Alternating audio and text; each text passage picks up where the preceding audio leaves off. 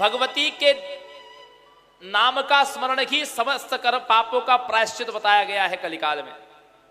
भगवती का नाम संस्मरण ही समस्त पापों का प्रायश्चित है। इसीलिए व्यक्ति को क्या करना चाहिए? तस्मात् कलित भयाद राजन पुण्य क्षेत्रे वसेन्न रहा। इसलिए कली के भय से भयभीत तो होकर के व्यक्ति को पुण्य क्षेत्रों में वास करना चाहिए। पुण्य क्षेत्र वैसे तीर्थों को कहा गया है। अब आपके बच्चे पढ़ रहे हैं, आपके पति की नौकरी है, आपका मकान है।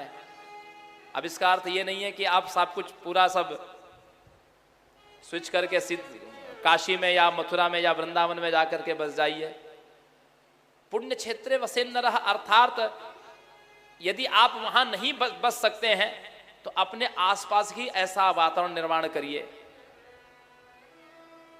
जहां आप रहते हैं वहां देवी का मंदिर बनवा लीजिए, या देवी का जहां अच्छा मंदिर हो, जहां सत्संगी लोग रहते हो, वहां आप अपना मकान बना लीजिए।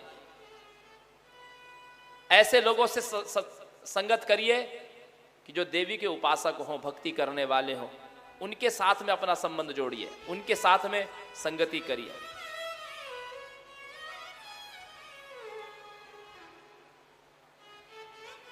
हे राजन, रहस्यम सर्वशास्त्राणाम मया राजानुदीरितम, ये मैंने सारे शास्त्रों का रहस्य तुमको बता दिया है। व्यास जी कहते हैं सारे शास्त्रों का रहस्य यही है कि भजे ध्याये देवी पदाम्बुजम, बस देवी का नाम संस्मरण करिए और देवी के चरण कमलों का चिंतन करिए। अजपा नाम गायत्रीम जपन्ति निखिला जनाः महिमानम न जानन्ति माययाम वैभवम महत्। वस्तुतः ये हमारे प्राण जो हैं ये उन देवी का नाम जप रहे हैं, लेकिन हमको इसका ज्ञान नहीं है। हमको इसका ज्ञान नहीं है।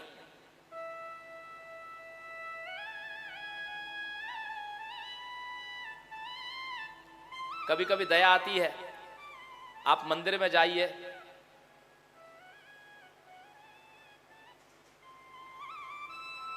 जिस भगवान की मूर्ति को आप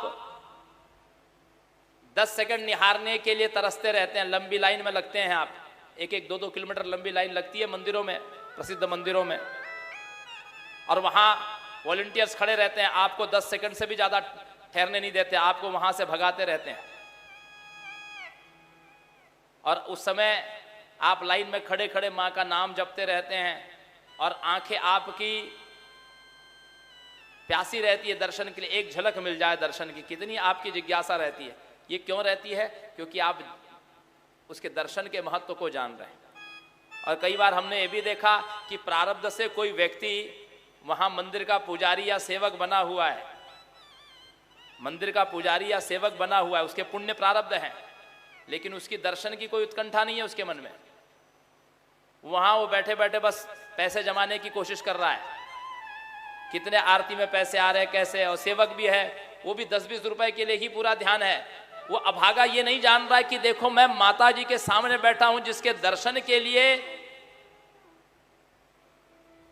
जहां लोग लाइन में खड़े होकर के स्तुति कर रहे हैं, मां का नाम जप रहे हैं, उसका दर्शन करना चाह रहे हैं प्रबल अभिलाषा से, और मैं उसी के चरणों में बैठ करके माया में पड़ा हुआ हूं।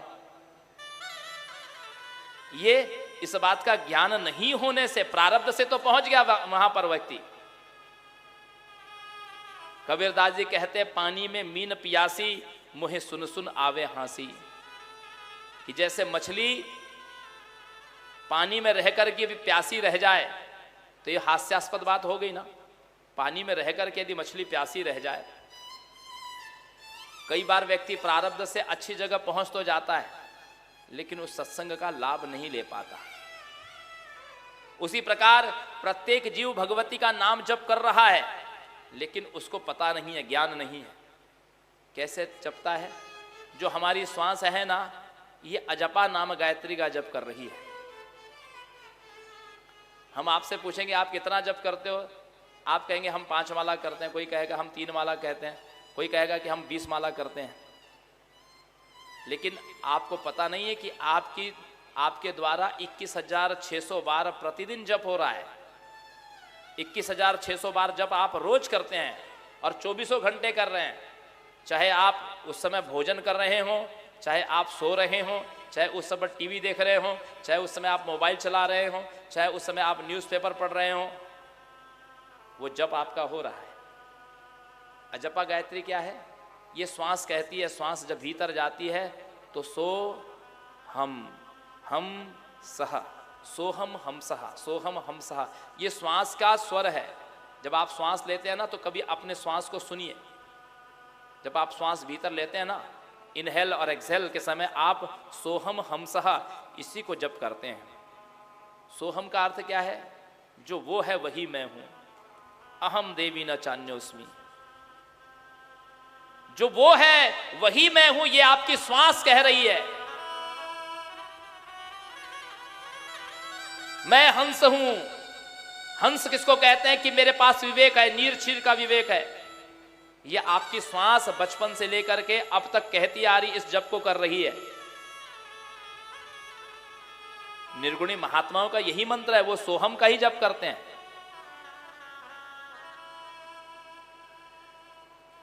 वो तो यही कहते हैं।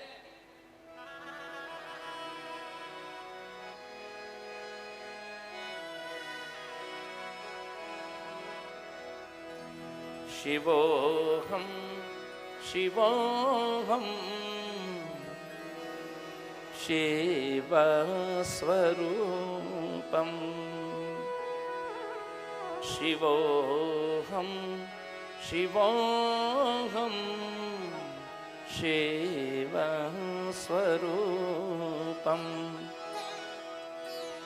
शुद्धोहम बुद्धोहम,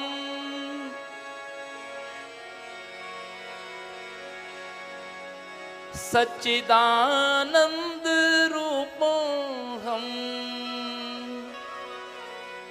शुद्धोहम बुद्धोहम, सच्चिदानंद रूपोहम, शिवोहम शिवोहम शिवस्वरूपम,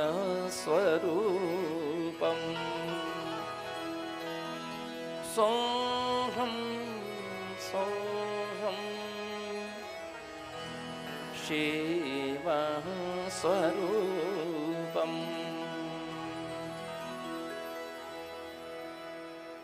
जब आप कई जन्मों तक कर्म कांड करते हैं तब आपकी चित्त, आपकी वृत्ति निर्मूल हो जाती है।